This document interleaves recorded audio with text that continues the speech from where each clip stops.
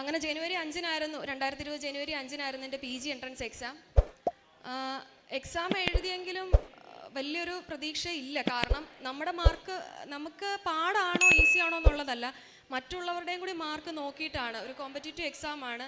Pass fail എന്ന് പറയാനായിട്ട് ഇതിനകത്തില്ല. നമുക്ക് എത്ര ടോപ്പ് മാർക്ക് വരുന്നു അനുസരിച്ചാണ് കിട്ടുന്നത്. എക്സാം കഴിഞ്ഞ് എനിക്ക് ഇവരോട് മമ്മിയോടൊന്നും പ്രത്യേകിച്ചൊന്നും പറയാനും തോന്നിയില്ല. പാടാന്ന് പറഞ്ഞാൽ അവർക്ക് ടെൻഷൻ വരും. അപ്പോൾ നമുക്കിങ്ങനെ ഞാൻ പഠിച്ച ഇൻസ്റ്റിറ്റ്യൂട്ടിൽ നിന്നും അല്ല ഫേസ്ബുക്കിലൊക്കെ ആയിട്ട് ആൻസർ കീസ് ഇങ്ങനെ ഇടുന്നുണ്ട് നെക്സ്റ്റ് ഡേയ്സ് തൊട്ട്. നമ്മൾ ഫ്രണ്ട്സിനോടും ഒക്കെ ചോദിക്കും എങ്ങനെ ഉണ്ടായിരുന്നു എക്സാം.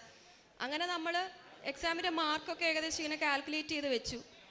എക്സാം റിസൾട്ട് വരുന്നത് ഏകദേശം ജനുവരി ലാസ്റ്റോടെയാണ്. അന്ന് 2020 കോവിഡിനൊക്കെ വരുന്ന ആ ഒരു സമയമാണ്. അന്നേരം അത്ര വ്യാപിച്ചിട്ടില്ല. ആ ഒരു സമയത്താണ് ഇത് വരുന്നത്.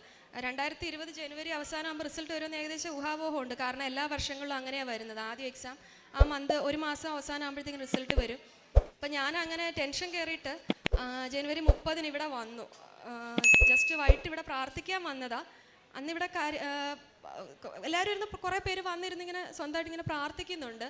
വൈകിട്ടൊരു 5 മണിയോടെങ്ങാണ്ട് അടുത്തിട്ടുണ്ട്. ഞാനും മമ്മിയും കൂടി ഇവിടെ വന്നു. എൻ്റെ ടെൻഷൻ കാരണം എനിക്കൊരു പ്രതീക്ഷയില്ല, എന്ത് ചെയ്യണമെന്ന് അറിയത്തില്ല. ഇങ്ങനെ റിസൾട്ട് വരും, ഏകദേശം വരാനുള്ള സമയമൊക്കെ ഇങ്ങനെ ഊഹാപോഹങ്ങളൊക്കെ നടക്കുന്നുണ്ട്.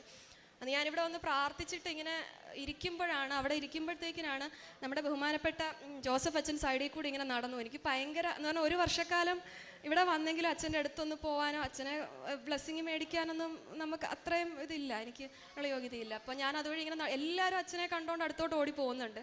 എനിക്കും ഭയങ്കര സന്തോഷം. എനിക്ക് പക്ഷേ എനിക്ക് ഭയങ്കര പേടി. ഞാൻ എങ്ങനെ അച്ഛൻ്റെ മമ്മി പറഞ്ഞ് ചെല്ലാൻ പറഞ്ഞു. അച്ഛൻ്റെ അടുത്ത് എല്ലാവരും പോയി അച്ഛനെ ഇങ്ങനെ പാസ് ചെയ്ത് പോവാം. ഞാൻ പെട്ടെന്ന് അച്ഛൻ്റെ അടുത്ത് ചെന്നു. അച്ഛൻ ജസ്റ്റ് ഒന്നിങ്ങനെ സ്പർശിച്ച് ഇങ്ങനെ നെറ്റിയിലൊന്ന് തൊട്ടു. അപ്പോൾ ഞാൻ ഇപ്പോൾ ജസ്റ്റ് മനസ്സിലിങ്ങനെ പ്രാർത്ഥിച്ചു. എന്നിട്ട് ഭയങ്കര സന്തോഷമായി.